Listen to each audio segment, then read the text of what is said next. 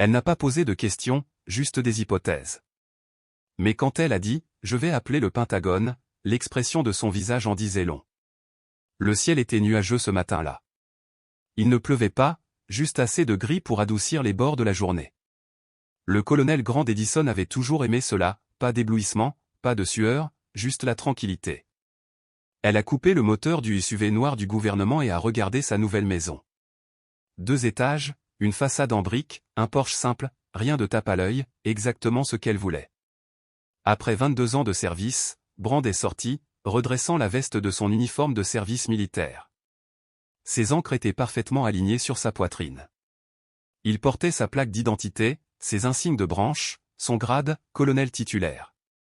Ce matin, il avait parlé au Pentagone du leadership en matière de défense et de la transition des anciens combattants. Les applaudissements résonnaient encore dans ses oreilles, mais ici à Mans Park, en Virginie, tout ce qu'il voulait, c'était défaire ses valises et se reposer. Il attrapa 2 boîtes dans le coffre, étiquetées « Livres » au marqueur noir, et commença à marcher vers les marches du porche.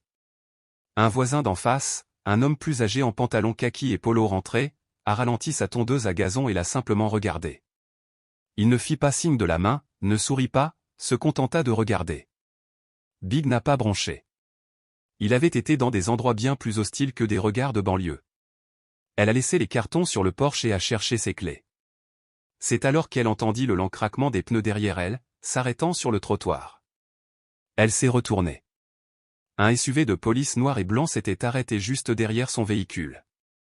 Pas de lumière, pas de sirène, je regarde juste. Big plissa les yeux et pencha la tête. La fenêtre s'est baissée. « Madame » a appelé l'officier, « est-ce votre véhicule ?» Elle cligna des yeux. « Oui » a-t-il répondu, « cela vient du gouvernement. Je viens juste de rentrer chez moi. » L'officier n'est pas sorti tout de suite, il l'a juste regardé. C'était un jeune homme, peut-être dans la trentaine.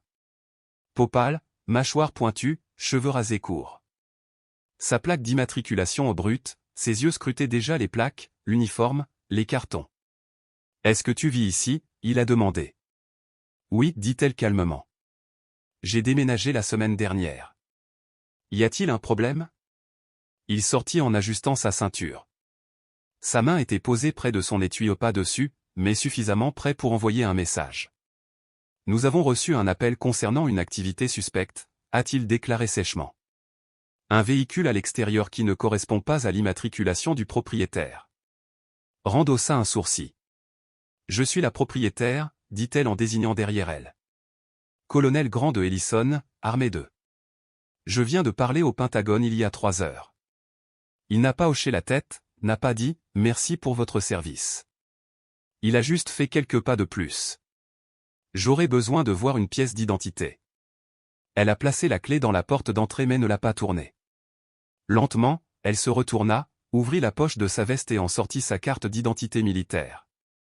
Il la regarda, puis revint à la carte d'identité. La couleur blanche de son visage n'a pas changé.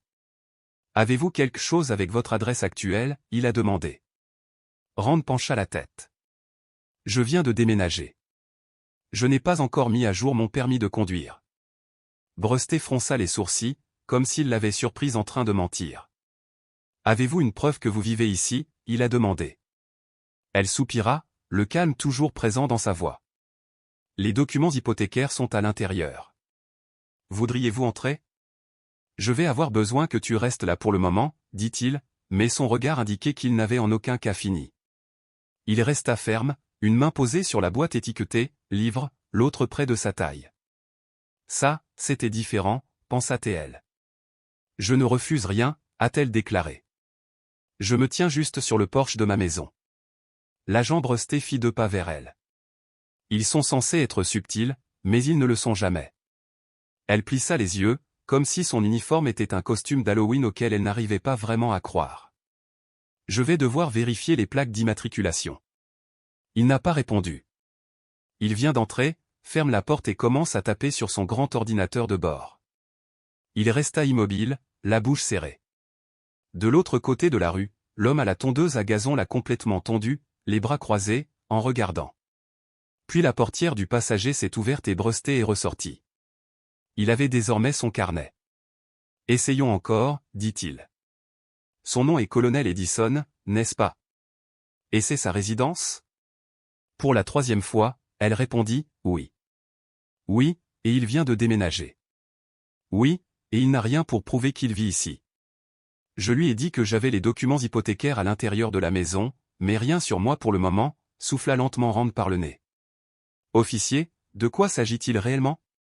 Brusté se tendit comme si elle venait de l'accuser de quelque chose ce qu'elle avait fait, d'une certaine manière. Son visage se durcit.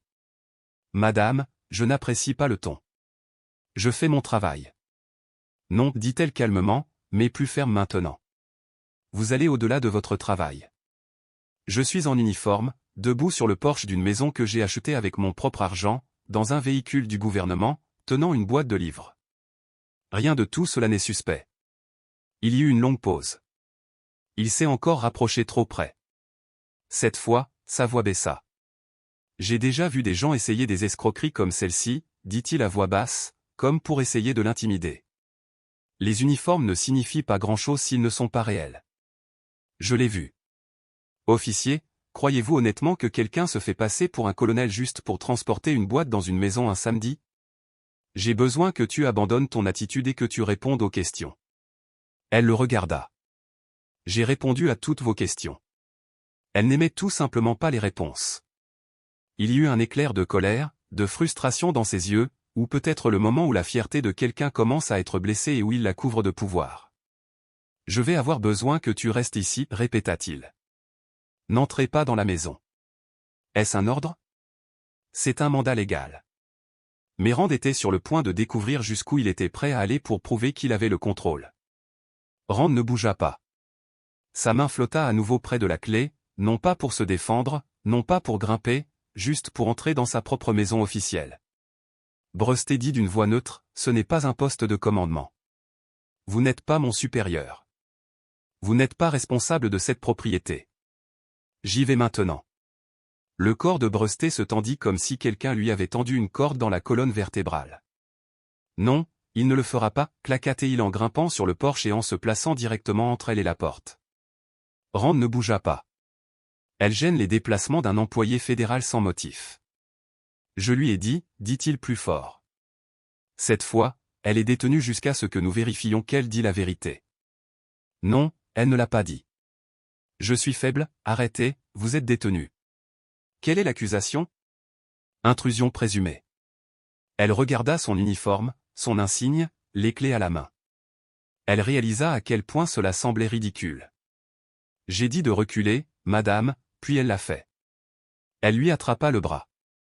Ce n'était pas encore violent, mais sa main se referma sur son coude d'une manière qui ne laissait aucun doute sur le fait qu'elle voulait contrôler son corps, l'instant présent, l'espace qu'elle possédait. Rand s'éloigna instantanément d'une voix élevée mais toujours ferme et autoritaire. Ne me touche pas. C'est une agression. Vous résistez, aboya Brusté en la rattrapant. Je ne suis pas en état d'arrestation. Vous ne pouvez pas mettre la main sur moi. Sa voix résonna dans le quartier comme un coup de semonce. L'homme d'en face a rétorqué.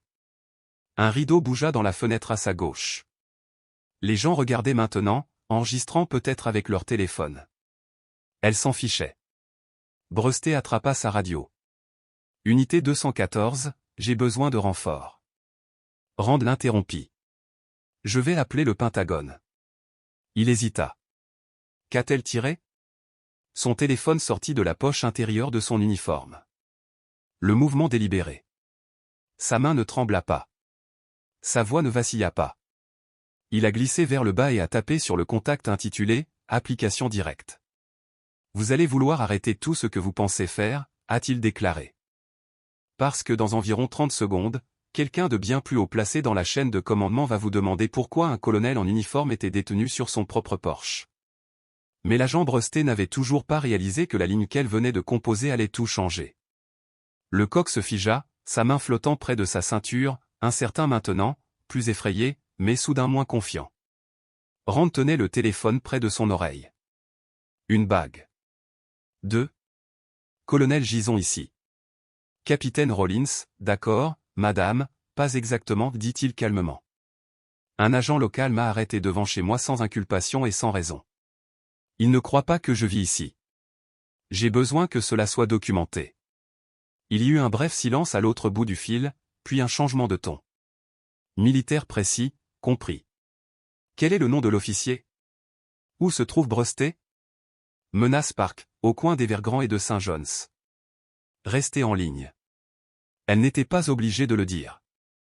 Elle savait déjà que des protocoles de sécurité interne étaient activés. Quelqu'un était prévenu. Cela ne prendrait pas longtemps.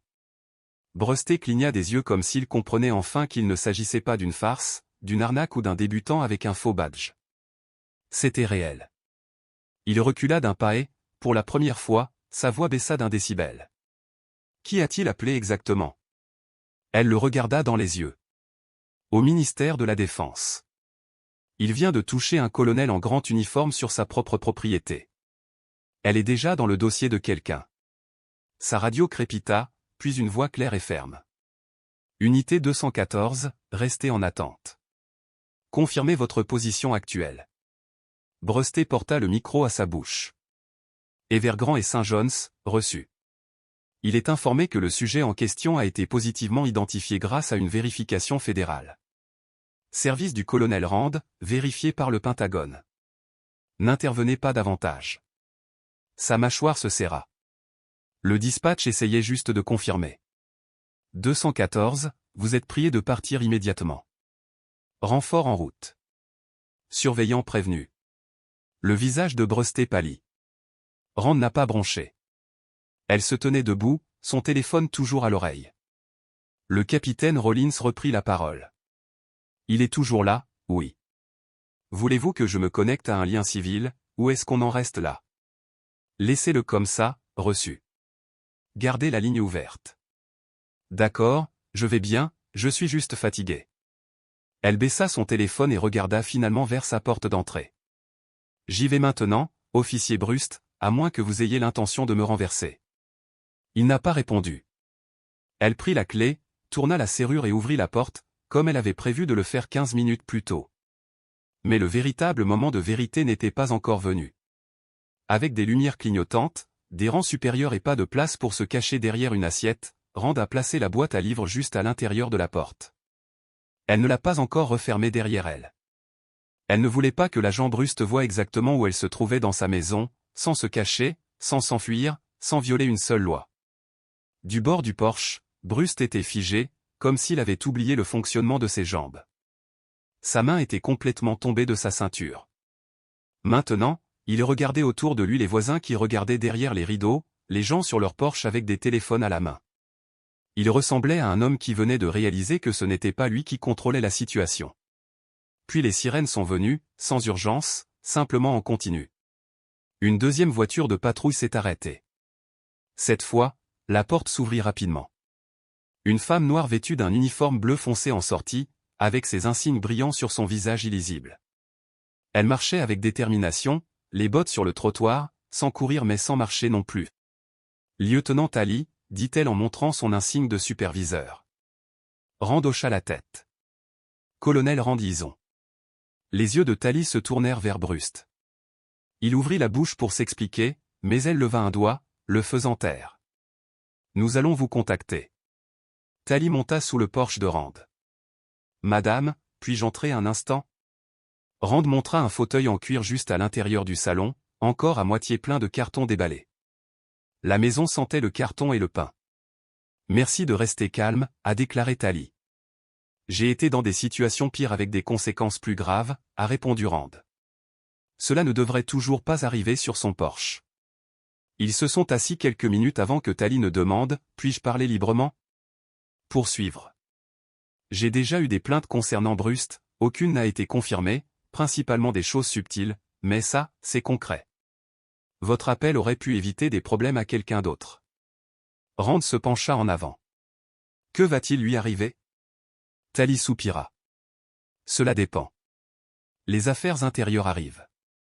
Le Pentagone est déjà en contact avec notre patron. Le directeur municipal le saura probablement avant le dîner. Au mieux, il sera suspendu, évalué, réprimandé. Au pire, il sera en arrêt de travail. Dehors, Brust faisait maintenant les 100 pas, regardant la rue comme s'il voulait disparaître dans les arbres. Je ne veux pas de sang, a déclaré Rand. Je veux des responsabilités. Il en aura, dit Tally en se levant. Voulez-vous que je l'escorte hors de la propriété? Rand secoua la tête. Laisse-le partir. Il a juste besoin de ressentir. Tally sortit à la lumière du jour. Rand la suivit jusqu'à la porte, les bras croisés. Officier Brust, a appelé Tally, vous êtes relevé de vos fonctions en attendant l'enquête. Remettez votre arme et votre insigne tout de suite. Il ressemblait à un homme qui venait d'être retranché. Sans parole, il attrapa sa ceinture et leur tendit les deux, sans parole, sans résistance, seulement le silence. Ensuite, il s'est retourné et s'est dirigé vers sa voiture de patrouille. Il n'entra pas. Il resta juste là, attendant, peut-être des instructions, peut-être que la réalité le rattrape. Big était assis sur le grand porche, regardant toujours. Mais la dernière partie ne concernait pas Brust. Il s'agissait du quartier et de ce qui allait suivre. Le lendemain matin, c'était calme, pas du genre à cacher quelque chose, juste paisible. Big était assis sur les marches du porche avec une tasse de café à la main, vêtu d'un vieux sweatshirt et d'un pantalon de survêtement de l'armée, les cheveux attachés, sans uniforme. Aujourd'hui, il l'avait bien mérité. Une femme promenant un Golden Retriever est passée sur le trottoir d'en face. Elle lui jeta un coup d'œil, regarda et lui fit un salut hésitant. Rand hocha la tête. Puis arriva l'homme qui veillait hier, l'herbe encore à moitié tondue. Il traversa la rue lentement, les mains dans les poches de sa veste. « Je ne sais pas qui tu es, dit-il. Hier, j'ai tout vu. Maintenant tu sais, répondit Rand, sans lever les yeux de sa tasse.